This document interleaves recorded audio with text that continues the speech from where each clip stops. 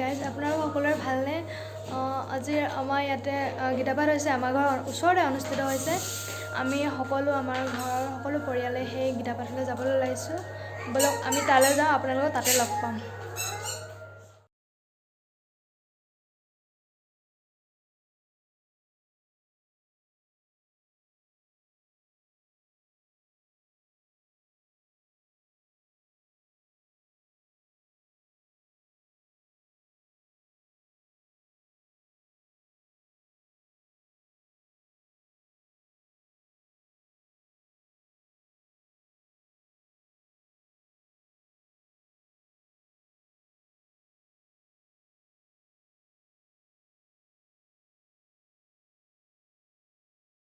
আমি ভাগতলৈ ওলাই আহিছোঁ মানে গীতাপাঠলৈ। এয়া মোৰ লগত খুৰী আহিছে। খুৰী পাইছোঁ নে হেৰিয়া? খুৰীয়ে পৰা ফোনত বিজি। খুৰী আহক। কি বনাইছে? খুৰীয়ে মই গীতাপাঠলৈ ওলাই আহিছোঁ ন খুৰী? গতিকে মনটোক যেতিয়ালৈকে সংযম কৰিব নোৱাৰিব, সত্ৰ গুণে বুদ্ধি কৰিলে তৰে সংসাৰ হ'ব।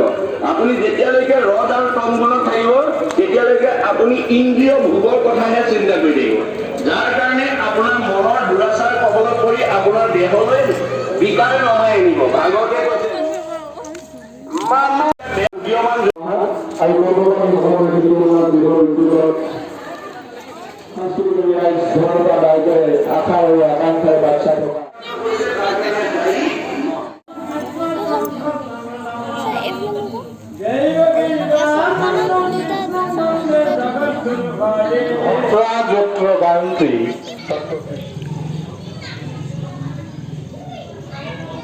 চাহত ব্যস্ত পুৰা মা ভাইটি আৰু বমা হয়।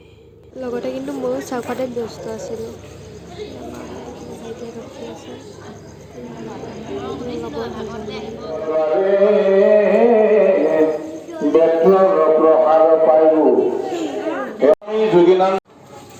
যে একান্ত ভকত সবে নিৰ্গুণ কৃষ্ণৰ গুণ গাঁৱে সদে বসিয়া যথাৰ্থ বৈকুণ্ঠক পৰি ধৰি ভাষাৰ ৰূপ যেতিয়া ধাৰণ কৰিলে নাম হ'ল নাৰায়ণ।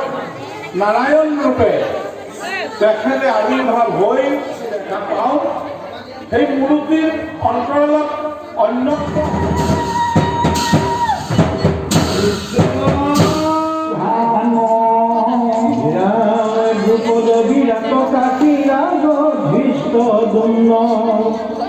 জৈব পুৰুষিত কুন্তি